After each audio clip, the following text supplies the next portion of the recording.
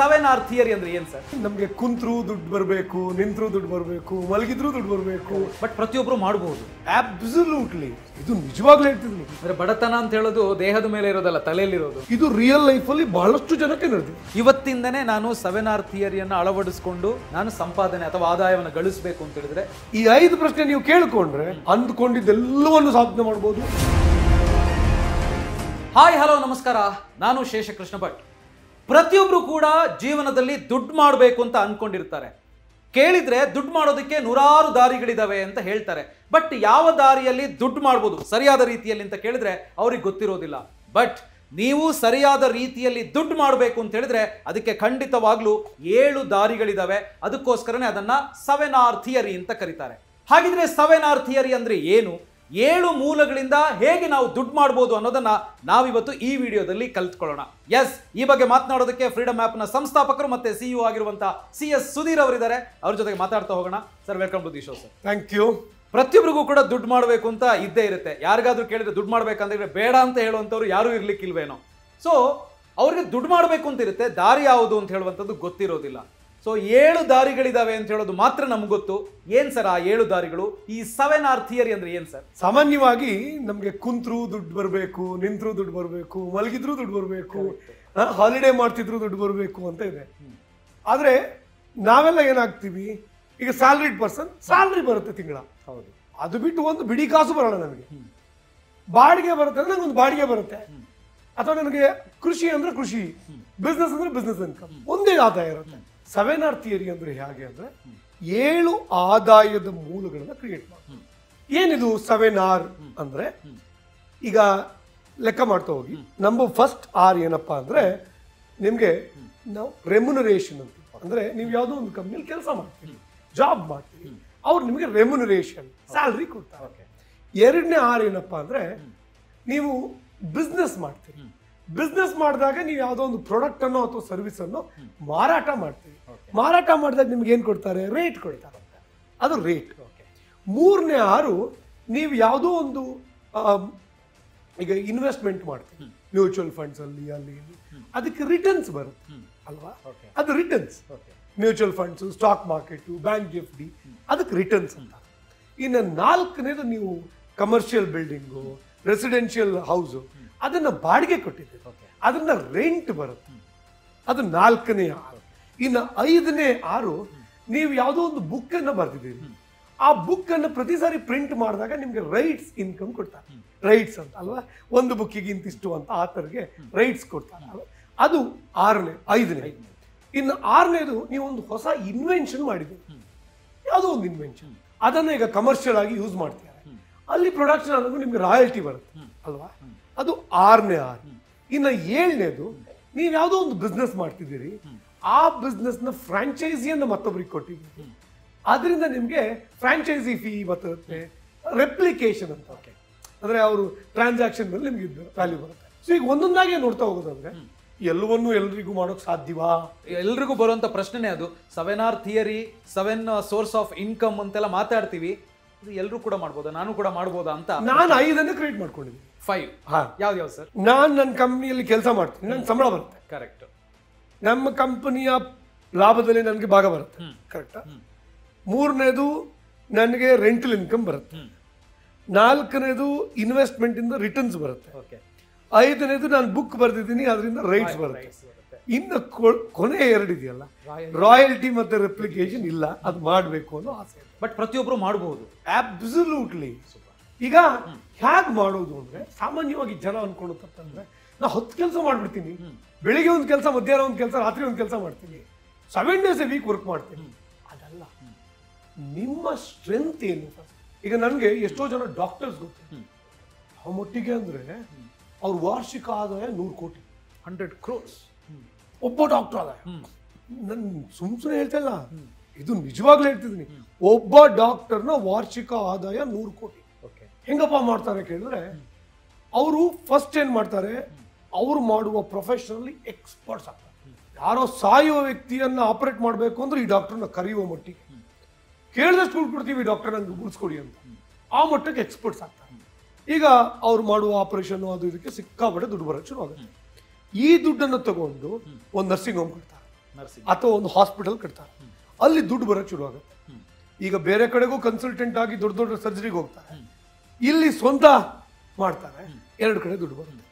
ಇದಾದ್ಮೇಲೆ ಏನ್ ಮಾಡ್ತಾರೆ, ಅವರು ರೆಪ್ಲಿಕೇಶನ್ ಮಾಡಕ್ ಹೋಗ್ತಾರೆ, ಅವರ ಹಾಸ್ಪಿಟಲ್ದು ಯೂನಿಟ್ಗಳನ್ನ ಓಪನ್ ಮಾಡ್ತಾರೆ, ಅಲ್ಲಿ ಲೋಕಲ್ ಮ್ಯಾನೇಜ್ಮೆಂಟ್ ಮಾಡ್ತಾರೆ, ಇವ್ರ ಬ್ರ್ಯಾಂಡ್, ಇವ್ರು ಬೇಕಾದಾಗ ಕನ್ಸಲ್ಟೇಷನ್ಗೆ ಹೋಗ್ತಾರೆ, ಅಲ್ಲಿಂದ ಒಂದು ಫ್ರಾಂಚೈಸಿ ಫೀ ಬರುತ್ತೆ, ಅಲ್ಲಿ ಲೋಕಲ್ ಅಡ್ಮಿನಿಸ್ಟ್ರೇಷನ್ ಇನ್ವೆಸ್ಟ್ಮೆಂಟ್ ಇನ್ಯಾರ್ದು ಇವ್ರ ಹೆಸರಿಗೋಸ್ಕರ ಬ್ರ್ಯಾಂಡ್. ಹೌದು, ಈಗ ನಿಮ್ಮೂರಲ್ಲಿ ಯಾರೋ ಒಬ್ಬ ಅಲ್ಲಿಯ ಡಾಕ್ಟರ್ ಒಂದು ಹಾಸ್ಪಿಟಲ್ ಓಪನ್ ಮಾಡಿದ್ರೆ ಅವ್ನು ಎಷ್ಟೇ ದುಡ್ಡು ಹಾಕ್ಲಿ ಅದೇ ಆಗಿರುತ್ತೆ. ನಮ್ಮ ನಾರಾಯಣ ಹೃದಯಾಲಯದವರು ಒಂದು ಬ್ರಾಂಚ್ ಓಪನ್ ಮಾಡಿದ್ರೆ ಹೆಂಗಿರುತ್ತೆ, ಅವ್ರ ಬ್ರ್ಯಾಂಡ್ ಹಾಕಿ ರೆಪ್ಲಿಕೇಶನ್ ಮಾಡ್ತಾರೆ, ಡಾಕ್ಟರ್ ಲೆಕ್ಕ ಹಾಕಿ ಫಸ್ಟ್ ಇನ್ ರೆಮ್ಯುನರೇಷನ್ ಆಪರೇಷನ್ಗೆ ಹೋಗ್ತಾರೆ ಬರುತ್ತೆ, 2ನೇದು ಇವ್ರದ್ದು ಓನ್ ಹಾಸ್ಪಿಟಲ್ ಹಾಕುತ್ತೆ, 3ನೇದು ಬೇರೆ ಕಡೆ ಇದು ಮಾಡ್ತಾರೆ. ಈಗ ದುಡ್ಡು ಬರ್ತಾನೆ ಇದೆಯಲ್ಲ, ಏನ್ ಮಾಡ್ಲಿ, ಒಂದಷ್ಟು ಕಮರ್ಷಿಯಲ್ ಬಿಲ್ಡಿಂಗ್ ತಗೊಂಡು ಬಾಡಿಗೆ ಕೊಟ್ಬಿಡ್ತಾರೆ, ಬಾಡಿಗೆ ಬರ್ತಾ ಇರುತ್ತಾ. ಈಗೇನ್ ಮಾಡ್ತಾರೆ, ಅವರು ಅಷ್ಟಕ್ಕೆ ನಿಲ್ಸಲ್ಲ, ದುಡ್ಡು ಇನ್ನೂ ಬರ್ತಿದೆ, ಮ್ಯೂಚುವಲ್ ಫಂಡ್ಸ್, ಸ್ಟಾಕ್ ಮಾರ್ಕೆಟ್ ಹೂಡಿಕೆ ಮಾಡ್ತಾರೆ, ರಿಟರ್ನ್ಸ್ ಬರುತ್ತೆ. ಈಗ ಡಾಕ್ಟರ್ ಆಗಿದ್ದಾರೆ, ಸಿಕ್ಕಾಪಟ್ಟೆ ಸಕ್ಸಸ್ಫುಲ್, ಅವ್ರು ಏನ್ ಬರೆದ್ರು ಏನ್ ಮಾತಾಡಿದ್ರು ಜನ ಕೇಳ್ತಾರೆ, ಓದ್ತಾರೆ, ಅದಕ್ಕೂ ಕೂಡ ಬುಕ್ ಬರೀತಾರೆ, ಆ ಬುಕ್ಕು ಸಕ್ಸಸ್ಫುಲ್. ಅರ್ಥ ಆಯ್ತಾ? ಇನ್ನ ಅಲ್ಲಿಗೆ ನಿಲ್ಲಿಸ್ತಾರ, ಆಪರೇಷನ್ ಮಾಡೋದ್ರಲ್ಲಿ ಅಥವಾ ಯಾವುದೋ ಒಂದು ಹೆಲ್ತ್ ಸಮಸ್ಯೆಗೆ ಸಂಬಂಧಪಟ್ಟಂತೆ ಹೊಸ ಟೆಕ್ನಾಲಜಿಯನ್ನು, ಹೊಸ ಒಂದು ಮೆಥಡಾಲಜಿಯನ್ನು ಆವಿಷ್ಕಾರ ಮಾಡ್ತಾರೆ, ಅದನ್ನ ಪೇಟೆಂಟ್ ಮಾಡ್ತಾರೆ, ಅದಕ್ಕೂ ರಾಯಲ್ಟಿ 7 ಸೋರ್ಸ್ ಒಬ್ಬ ಡಾಕ್ಟರ್ ಮಾಡ್ತಾರೆ, 100 ಕೋಟಿ ಆದಾಯ. ಇವತ್ತು ನಾರಾಯಣ ಹೃದಯಾಲಯ 9,000 ಕೋಟಿ ರೂಪಾಯಿ hospital, listed company, so public data. ಹೇಗಾಯ್ತು? ಒಬ್ಬ ದೇವಿ ಶೆಟ್ಟಿ ಅವರಿಂದ. ಸೊ ನಾನು ಸುಮ್ಮನೆ ಅವ್ರದ್ದು ಹತ್ತತ್ರ 60% 70% ಅವ್ರದ್ದೇ ಫ್ಯಾಮಿಲಿ ಸ್ಟೇಕ್ ಇದೆ. ಅಂದ್ರೆ ಎಷ್ಟಾಯ್ತು ಅವ್ರದ್ದು ವ್ಯಾಲ್ಯೂಯೇಷನ್, ಅವರ ಫ್ಯಾಮಿಲಿಯ ಅವರ ಸ್ಟೇಕ್ ಇವತ್ತು ಹಾಸ್ಪಿಟಲ್ 5,000 ಕೋಟಿ ಅಲ್ವಾ?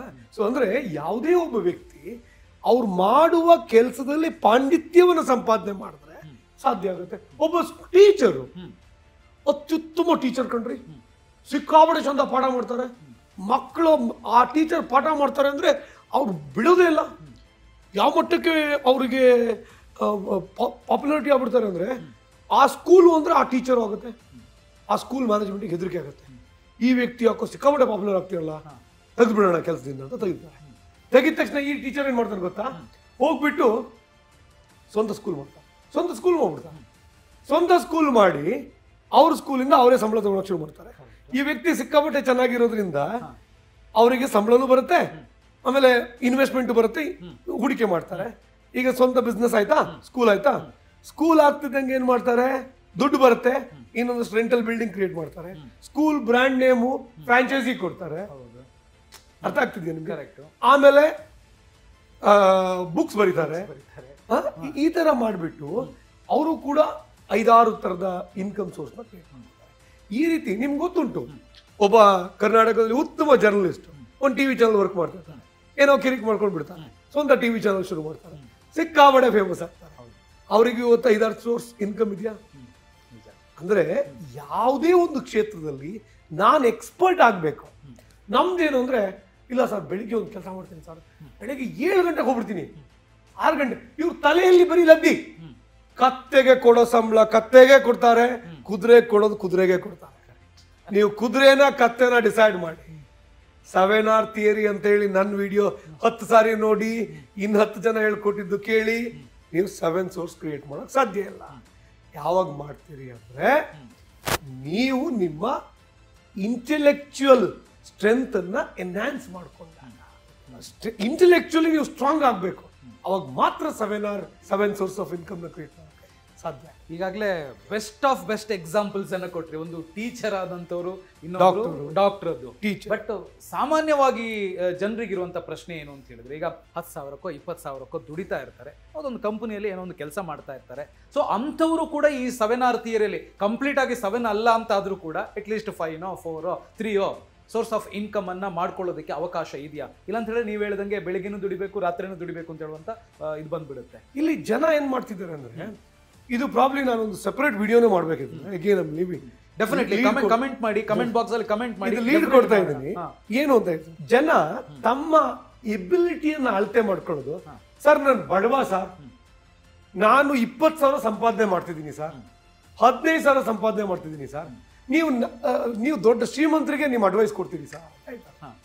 ನಾನು ನಿಮ್ಮನ್ನ ಯಾವತ್ತು ಬಡವ ಅಂತೀನಿ ಅಂದ್ರೆ, ನಿಮಗೆ ಒಂದು ಕೈಯೇ ಇಲ್ಲ, ಒಂದು ಕಾಲೇ ಇಲ್ಲ, ನಿಮಗೆ ಮೈಂಡೇ ಸರಿ ಇಲ್ಲ, ಕಣ್ಣು ಕಾಣೋದಿಲ್ಲ, ಮಾತಾಡೋಕೆ ಬರೋದಿಲ್ಲ, ಅವತ್ತು ಬೇಕಾದ್ರೆ ನೀವು ನಾನು ಬಡವ ಅಂದ್ರೆ ಹೋಗ್ತೀನಿ.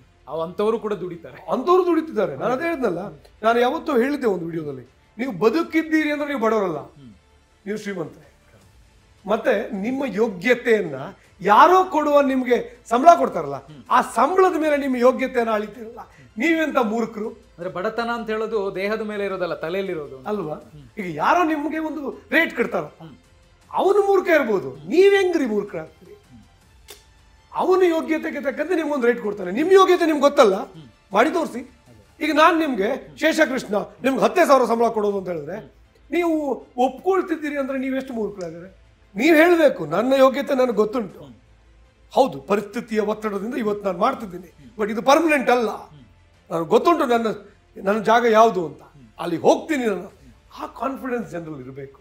ಇವತ್ತು ಹೆಂಗೆ ಅಂದ್ರೆ, ಯಾರೋ ಒಬ್ಬ ನಿಮ್ಗೆ ರೇಟ್ ಕಟ್ತಾರೆ. ನಮ್ಮ ರೈತರು ಇವತ್ತು ಸೋಲೋದಕ್ಕೆ ಕಾರಣವೇ ಅದು. ಟೊಮೊಟೊ 2 ರೂಪಾಯಿ, ಹಾ ತಗೊಳ್ಳಿ, ಬೇಡವಾ ರೋಡಿಗೆ ಹಾಕ್ತೀನಿ. ನೀರುಳ್ಳಿ 100 ರೂಪಾಯಿ, ಹೌದಾ? ನೀರುಳ್ಳಿ 5 ರೂಪಾಯಿ, ಹೌದಾ? ನಂದೇ ಅದು ಯಾವ ಸ್ವಂತಿಕೆನೂ ಇಲ್ಲ ನನಗೆ. ಮತ್ತೊಬ್ಬ ನನ್ನ ಶ್ರಮಕ್ಕೆ ರೇಟ್ ಕಟ್ತಾನೆ ಅಂದ್ರೆ ನಾನು ಅವಿವೇಕಿ. ನನ್ನ ಸ್ಟ್ರೆಂತ್ ಏನು, ನಾನೇನು ನನಗೆ ಗೊತ್ತಿರಬೇಕು. 7R ಥಿಯರಿ ವರ್ಕ್ ಆಗೋದೇ ಅವಾಗ. ಈಗ ಎಲ್ಲರೂ ಬುಕ್ ಬರೆಯೋಕ್ಕಾಗತ್ತೇನ್ರಿ? ಬಟ್ ಆದ್ರೆ ಇವತ್ತು ಯೋಚನೆ ಮಾಡಿ ನೋಡಿ, ನನಗೆ ಯಾವುದೋ ಒಂದು ಇಂಟ್ರೆಸ್ಟಿಂಗ್ ವಿಷ್ಣುವರ್ಧನ್ ಅವ್ರದ್ದು ಒಂದು ಸಿನಿಮಾ ಬಂದಿತ್ತು, ಈ ಬಂಧನ ಅಂತ ಒಂದು ಸಿನಿಮಾ ಬಂದಿತ್ತು. ಅದರಲ್ಲಿ ಅವರು ಮಕ್ಕಳಿಗೆಲ್ಲ ದಾನ ಮಾಡ್ತಾರೆ, ಮಕ್ಕಳು ನೋಡ್ಕೋತಾರೆ ಅಂತ ಅನ್ಕೊಳ್ತಾರೆ, ಮಕ್ಕಳು ನೋಡೋದಿಲ್ಲ. ಕೊನೆಗೆ ಅವರ ಎಕ್ಸ್ಪೀರಿಯನ್ಸ್ ಅನ್ನ, ಒಬ್ಬ ಸಾಧಾರಣ ಪ್ರೈವೇಟ್ ಕಂಪನಿಯ ಕೆಲಸಗಾರ ಅವ್ರ ಎಕ್ಸ್ಪೀರಿಯನ್ಸ್ ನ ಒಂದು ಬುಕ್ ಬರೀತಾರೆ. ಅದು ಸೂಪರ್ ಹಿಟ್ ಆಗತ್ತೆ, ಕೋಟಿ ಗಟ್ಟಲೆ ದುಡ್ಡು ಬರುತ್ತೆ. ಇದು ರಿಯಲ್ ಲೈಫಲ್ಲಿ ಬಹಳಷ್ಟು ಜನಕ್ಕೆ ನಡೆದಿದೆ. ಅಂದ್ರೆ ನಾನು ಹೇಳೋದು ಇಷ್ಟೇ, ನನ್ನ ಹತ್ರ ಇಲ್ಲ, ನನಗಿಷ್ಟೇ. ಇವತ್ತು ಕುರಿಕಾಯೋ ಹನುಮಂತ ಒಂದು ಹಾಡು ಹೇಳಿದ್ನಂತೆ, ಅವನು ಇವತ್ತು ಸೆಲೆಬ್ರಿಟಿ ಆದ್ನಂತೆ, ನಮ್ಮ ಕಣ್ ಮುಂದೆ ನೋಡಿದ್ದು. ಅದು ಕುರಿ ಕಾಯ್ತಿದ್ದ, ಹಾಡು ಹೇಳ್ತಿದ್ದ ಸೆಲೆಬ್ರಿಟಿ ಆಗಿದ್ದಲ್ಲ, ಆ ವ್ಯಕ್ತಿಗೆ ಕಾನ್ಫಿಡೆನ್ಸ್ ಇತ್ತು ತನ್ನ ಮೇಲೆ. ಅವಾಗ ಅವನನ್ನು ಕರ್ಕೊಂಡು ಬಂದು ಯಾವ ಸ್ಟೇಜ್ ಮೇಲೆ ನಿಂತರು, ಎಲ್ಲಾ ಸ್ಟೇಜ್ ಮೇಲೂ ಅವ್ನು ಏನ್ ಮಾಡ್ಬೇಕು ಅದನ್ನ ಮಾಡ್ದ. ಕರೆಕ್ಟ್. ನಾವೆಲ್ಲ ಅನ್ಕೋತೀವಿ ಅದೃಷ್ಟ ಚೆನ್ನಾಗಿತ್ತು ಅವನಿಗೆ, ಲಕ್ ಅಂದ್ರು. ಮುಟ್ಟಾಳ್ತನ. ನಾನು ಅದಕ್ಕೆ ಹೇಳೋದು, ಅದೃಷ್ಟ ಅಂದ್ರೆ ನೀವು ತಯಾರಾಗಿದ್ದಾಗ ಅವಕಾಶ ಬಂದ್ರೆ ಅದೃಷ್ಟ. ನೀವು ತಯಾರಾಗದೇ ಇದ್ದಾಗ ನಾನು ತಗೊಂಬಂದು ಎಂಥದ್ದೇ ಅವಕಾಶ ಕೊಟ್ಟರು ಪ್ರಯೋಜನ ಇಲ್ಲ ಅಲ್ವಾ? ಸೊ 7R ಥಿಯರಿ ವರ್ಕ್ ಆಗುವುದೇ ಈಗ. ನಾನು ನಿಮ್ಗೆ ಬೇರೆ ಬೇರೆ ಎಕ್ಸಾಂಪಲ್ ಕೂಡ ರೈತ. ಈಗ 7R ಥಿಯರಿ, ರೈತ ಸಂಬಳ ತಗೋಬಾರ್ದು ಅಂತ ಇದೆಯೇನ್ರಿ? ಇಲ್ಲ. ರೈತ ಕೂಡ ಒಂದು ಬಿಸ್ನೆಸ್ ಅನ್ನು ರನ್ ಮಾಡ್ತೀಯಾನೆ. ಕೃಷಿ ಕೂಡ ಒಂದು ಬಿಸ್ನೆಸ್ಸೇ, ದಾನ ಮಾಡೋದಲ್ಲ. ಯಾವ ರೈತನು ಬೆಳೆದಿದ್ದನ್ನು ತಗೊಂಡೋಗಿ ಅಂತ ಪುಕ್ಷಟೆ ದಾನ ಮಾಡ್ತಿಲ್ಲ, ಮಾಡ್ಲೂಬಾರ್ದು. ಅದು ಬಿಸ್ನೆಸ್. ಅವರಿಗೂ ಅಲ್ಲಿ ರಾ ಮೆಟೀರಿಯಲ್ ಕಾಸ್ಟ್ ಇರುತ್ತೆ, ಲೇಬರ್ ಕಾಸ್ಟ್ ಇರುತ್ತೆ, ಲ್ಯಾಂಡ್ ಕಾಸ್ಟ್ ಇರುತ್ತೆ, ಎಲ್ಲವನ್ನೂ ಇರುತ್ತೆ. ಅವನಿಗೆ ಸಂಬಳ ಇರುತ್ತೆ. ಗಂಡ ಹೆಂಡತಿ ಇಬ್ರು ಕೆಲಸ ಮಾಡ್ತಾರೆ ಅಂದ್ರೆ ಗಂಡ ಹೆಂಡತಿ ಇಬ್ರು ಸಂಬಳ ತಗೋಬೇಕು. ಕೃಷಿದೇ ಒಂದು ಸೆಪರೇಟ್ ಬ್ಯಾಂಕ್ ಅಕೌಂಟ್ ಇರಬೇಕು, ಪರ್ಸನಲ್ ಬ್ಯಾಂಕ್ ಅಕೌಂಟ್ ಇರಬೇಕು. ಸೊ ಆ ರೀತಿ ಮಾಡಿದಾಗ ಓಕೆ, ಬಿಸ್ನೆಸ್ ಇನ್ಕಮ್ ಸ್ಯಾಲ್ರಿ ಬಂತ, ಕೃಷಿಯಲ್ಲಾಗೋ ಲಾಭ ಏನದು? ಬಿಸ್ನೆಸ್ ಇನ್ಕಮ್ ತಾನೆ, ಕರೆಕ್ಟಾ? ಮೂರನೇದು, ರೈತ ಬರೋ ದುಡ್ಡಲ್ಲಿ ಅಂದ್ರೆ ಕೃಷಿಯಿಂದ ಬರುವ ಆದಾಯದಲ್ಲಿ ಒಂದಷ್ಟನ್ನು ಹೂಡಿಕೆ ಮಾಡ್ತಾರಾ? ರಿಟರ್ನ್ಸ್ ಬರುತ್ತಾ? ರೈತ ಕೃಷಿಯಿಂದ ಬರುವ ದುಡ್ಡನ್ನು ಯೂಸ್ ಮಾಡಿಕೊಂಡು ಅವ್ರ ಊರಲ್ಲಿ ಒಂದು ಹೋಮ್ ಸ್ಟೇ ಮಾಡಿದ್ದಾರೆ, ರೆಂಟಲ್ ಇನ್ಕಮ್ ಬರುತ್ತಾ? ಬೇಡ, ಯಾವುದೋ ಒಂದು ಕಡೆ ಬಿಲ್ಡಿಂಗ್ ಮಾಡ್ತಾರೆ, ಒಂದು ಮನೆ ಮಾಡ್ತಾರೆ, ರೆಂಟಲ್ ಇನ್ಕಮ್ ಬರ್ಬೋದಾ? ಯಾಕೆ ಆಗಲ್ಲ ಅಂದ್ರೆ ಏನೂ ಆಗೋದಿಲ್ಲ. 1 ಎಕರೆಯಲ್ಲಿ 1 ಕೋಟಿ ಸಂಪಾದನೆ ಮಾಡಿದವ್ರನ್ನು ನೋಡಿದ್ದೀನಿ. 100 ಎಕರೆಯಲ್ಲಿ 10 ಲಕ್ಷ ಸಂಪಾದನೆ ಮಾಡೋಕ್ಕಾಗದೇ ಇರೋ ಅವಿವೇಕಿಗಳನ್ನು ನೋಡಿದ್ದೀವಿ.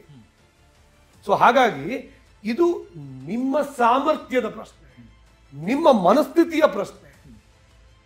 ಇದು ಸಮಾಜ, ದೇಶ, ಸರ್ಕಾರದ ಅಲ್ವೇ ಅಲ್ಲ. ಅದಾದ್ಮೇಲೆ ಅದೇ ರೈತ ಬುಕ್ ಬರಿಬಹುದು. ಎಷ್ಟು ಜನ ರೈತರು, ಇನ್ಫ್ಯಾಕ್ಟ್ ಕುವೆಂಪು ಅವರ ಮಗ ಪೂರ್ಣಚಂದ್ರ ತೇಜಸ್ವಿ ಅವರು ಬುಕ್ಸ್ ಬರ್ದಿದ್ದಾರೆ. ಅವರೊಬ್ಬ ಉತ್ತಮವಾದ ರೈತ. ಅವ್ರು ಯಾವತ್ತೂ ಕೂಡ ಸಿಟಿ ಲೈಫು ಬೇಕು ಅಥವಾ ಅವ್ರು ಯಾವಾಗ ಇದ್ದಿದ್ದು ಪೂರ್ತಿ ಮೂಡಿಬಿದ್ರಲ್ಲ, ಮೂಡಿಗೆರೆಯಲ್ಲಿ ಪೂರ್ತಿ ಅವರ ಜೀವನ ಪೂರ್ತಿ ಅಲ್ಲೇ ಸ್ಪೆಂಡ್ ಮಾಡಿದ್ದು, ಅವರ ಎಲ್ಲ ಪುಸ್ತಕಗಳು ಅತ್ಯುತ್ತಮ ಪುಸ್ತಕಗಳು, ರಾಯಲ್ಟಿ ಎಷ್ಟು ಬಂತು ಅಲ್ವಾ? ಸೊ ಅಂದ್ರೆ ಯಾವುದೇ ಕೆಲಸ ಆದ್ರೂ ಕೂಡ ಅಚ್ಚುಕಟ್ಟಾಗಿ ಮಾಡೋದಕ್ಕಂತೆ ನಾನು ಚೆನ್ನಾಗಾದ್ರೆ ಎಲ್ಲವೂ ಬರುತ್ತೆ. ನಮ್ಮ ಸಮಸ್ಯೆ ಏನಂದ್ರೆ ನನ್ನ ಬಗ್ಗೆ ಕೇಳಬೇಡಿ, ನಂಗೆ ದುಡ್ಡು ಬೇಕು, ಸಂಬಳ ಕೊಡಿ. ಈಗ ನನಗೆ ನೀವು ಮಾರುತಿ 800 ಕೊಟ್ಟು ದುಡ್ಡನ್ನ ಅಥವಾ ಯಾವುದು ಮಾರುತಿ ಆಲ್ಟೋ ಕೊಟ್ಟು ದುಡ್ಡನ್ನ ಅದೇ ದುಡ್ಡಲ್ಲಿ ನನಗೆ ಮರ್ಸಿಡೀಸ್ ಬೆನ್ಸ್ ಬೇಕು ಅಂದ್ರೆ ಸಿಗತ್ತೇನ್ರಿ? ಹೇಗೆ ಸಾಧ್ಯ? ಸೊ ಅಂದ್ರೆ ಹಾಗೆ ಅಲ್ವಾ, ನನಗೆ ಮರ್ಸಿಡೀಸ್ ಬೆನ್ಸ್ ರೇಟ್ ಕೊಡಬೇಕು, ನಾನು ಮರ್ಸಿಡೀಸ್ ಬೆನ್ಸ್ ಆಗಿರ್ಬೇಕು. ಈಗ ಮಾರುತಿ ಆಲ್ಟೋ ಇಲ್ಲ ನಂಗೆ ಮರ್ಸಿಡೀಸ್ ಬೆನ್ಸ್ ರೇಟ್ ಕೊಡಲ್ಲ. ನೀವೇನು ಆ ಬೆಲೆ ನಿಮ್ಗೆ ಸಿಗತ್ತೆ. ಕೆಲವು ಸರಿ ಗೊತ್ತಾಗತ್ತೆ ಏನು ನಿಮ್ ತೂಕ ಇಲ್ಲಿರುತ್ತೆ, ಬಟ್ ಅದ್ರ ಯಾರೋ ಮಿಸ್ ಕ್ಯಾಲ್ಕುಲೇಷನ್ ಮಾಡ್ತಾರೆ, ತೂಕ ಮಾಡೋದಿಲ್ಲ ಸರಿಯಾಗಿ, ನಾಳೆ ಬರುತ್ತೆ, ತೊಂದರೆ ಇಲ್ಲ, ಕಾಯ್ಬೇಕು. ಆದ್ರೆ ನಿಮ್ಮನ್ನು ನೀವು ಡೆವಲಪ್ ಮಾಡ್ಕೊಳ್ಳೋದನ್ನ ನಿಲ್ಲಿಸ್ಬಾರ್ದು. 7R ಥಿಯರಿ ವರ್ಕ್ ಆಗೋದೇ ಈ ಬೇಸಿಸ್ ಮೇಲೆ. ಇದನ್ನ ನಾನು ನಮ್ಮ ಫಿನಾನ್ಷಿಯಲ್ ಫ್ರೀಡಮ್ ಕೋರ್ಸ್ ಅಲ್ಲಿ, ಫಿನಾನ್ಷಿಯಲ್ ಫ್ರೀಡಮ್ ಕೋರ್ಸ್ ಅಂತ ಹೇಳಿ ಫ್ರೀಡಮ್ ಆ್ಯಪ್ ಅಲ್ಲಿ ಇದೆಯಲ್ಲ, ಅಲ್ಲಿ 7R ಥಿಯರಿಯಲ್ಲಿ ನಿಮ್ಮ ಆದಾಯ ಹೆಚ್ಚು ಮಾಡ್ಕೊಳ್ಳೋದು ಹೇಗೆ, ಪ್ರಾಕ್ಟಿಕಲ್ ಗೈಡ್ಲೈನ್ಸ್ ಕೊಡಿ. ಬಹಳ ಸಿಂಪಲ್. ಇದನ್ನ ಯೂಸ್ ಮಾಡಿದ್ರೆ ನೀವು ರೈತ ಆಗಿರಿ, ಸ್ಟೂಡೆಂಟ್ ಆಗಿರಿ, ಹೋಮ್ ಮೇಕರ್ ಆಗಿರಿ, ರಿಟೈರ್ಡ್ ಪರ್ಸನ್ ಆಗಿರ್ಲಿ, ಸಣ್ಣ ಪುಟ್ಟ ಬಿಸ್ನೆಸ್ ಮಾಡೋದಾಗಿರ್ಲಿ, 7R ಥಿಯರಿ ಕ್ರಿಯೇಟ್ ಮಾಡ್ಕೊಳ್ಳೋ 7R ಅಂದ್ರೆ 7 ಸೋರ್ಸ್ ಆಫ್ ಇನ್ಕಮ್ ಕ್ರಿಯೇಟ್ ಮಾಡ್ಕೊಳ್ಳೋಕೆ ಎಲ್ರಿಗೂ ಸಾಧ್ಯ ಆಗುತ್ತೆ. ಅದನ್ನ ಮಾಡಿ. ಒಂದೇ ಒಂದು ಪ್ರಶ್ನೆ ಫೈನಲಿ, ಇವತ್ತಿಂದನೇ ನಾನು 7R ಥಿಯರಿಯನ್ನು ಅಳವಡಿಸ್ಕೊಂಡು ನಾನು ಸಂಪಾದನೆ ಅಥವಾ ಆದಾಯವನ್ನು ಗಳಿಸಬೇಕು ಅಂತ ಹೇಳಿದ್ರೆ ಸ್ಟೆಪ್ ಬೈ ಸ್ಟೆಪ್ ಫಾಸ್ಟ್ ಆಗಿ ಹೇಳೋದಿದ್ರೆ ಯಾವ್ಯಾವುದನ್ನ ನೀವು ಹೇಳ್ಬೋದು ಸರ್? ಫಸ್ಟು ನಿಮ್ಮ ಇವತ್ತಿನ ಸಿಚುವೇಶನ್ ಅರ್ಥ ಮಾಡಿ. ಎಸ್, ಅದಕ್ಕೆ ಯಾವಾಗಲೂ ಹೇಳ್ತೀನಿ 7R ಥಿಯರಿ ಮಾಡಬೇಕು ಅಂದ್ರೆ 5 ಪ್ರಶ್ನೆ ನಿಮ್ಮಲ್ಲಿ.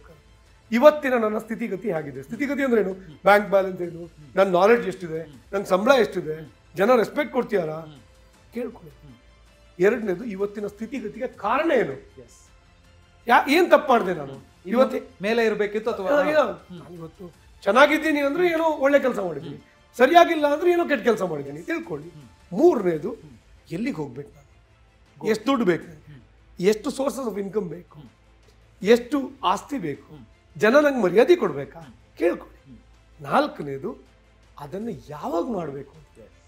ಎಷ್ಟೋ ಜನಕ್ಕೆ ಕನಸುಗಳು ಗುರಿಗಳು ನೂರಾರು, ಅದು ಯಾವುದಕ್ಕೂ ಟಾರ್ಗೆಟ್ ಡೇಟೇ ಇಲ್ಲ. ಇವ್ರು ಸತ್ತ ಮೇಲೆ ಆಗತ್ತಾ?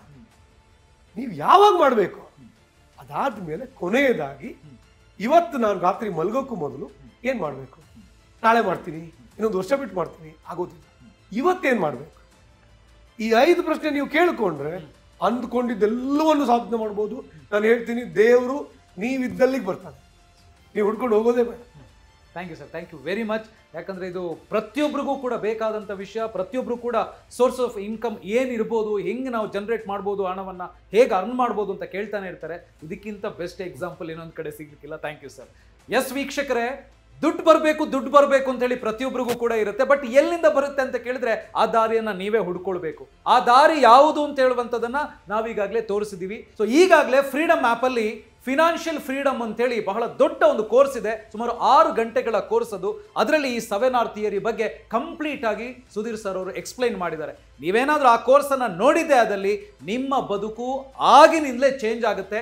7R ಥಿಯರಿ ಮೂಲಕ ನೀವು ಕೂಡ ಜೀವನದಲ್ಲಿ ಹಣಕಾಸಿನ ತೊಂದರೆ ಇಲ್ಲದೆ ಶ್ರೀಮಂತರಾಗಿ ಬಾಳೋದಕ್ಕೆ ಖಂಡಿತವಾಗ್ಲೂ ಸಾಧ್ಯ ಇದೆ. ಮತ್ತೆ ಆಗ್ತಡ ಫ್ರೀಡಮ್ ಆ್ಯಪನ್ನು ಡೌನ್ಲೋಡ್ ಮಾಡಿ. ಹಾಗೆಯೇ ಸ್ನೇಹಿತರೆ, ಈಗಾಗಲೇ ಈ ವಿಡಿಯೋನ ನೀವು ಕಂಪ್ಲೀಟ್ ಆಗಿ ನೋಡಿದಿರಿ. ಲೈಕ್ ಮಾಡಿ, ಈ ಚಾನಲನ್ನು ಸಬ್ಸ್ಕ್ರೈಬ್ ಮಾಡಿ, ಅಷ್ಟೇ ಅಲ್ಲ ಶೇರ್ ಮಾಡಿ. ಬಹಳಷ್ಟು ಜನರಿಗೆ ದುಡ್ಡು ಬೇಕು, ಎಲ್ಲಿಂದ ಬರುತ್ತೆ, ಹೇಗೆ ಗಳಿಸಬೇಕು ಅಂತೇಳಿ ಗೊತ್ತಿರೋದಿಲ್ಲ. ಅವರು ಈ ವಿಡಿಯೋನ ನೋಡಿದರೆ ಡೆಫಿನೆಟ್ಲಿ ಅವರು ಕೂಡ ತಮ್ಮ ಆದಾಯದ ಮೂಲಗಳನ್ನು ಹೆಚ್ಚಿಸ್ಕೊಳ್ಳೋದಕ್ಕೆ ಸಾಧ್ಯ. All the best.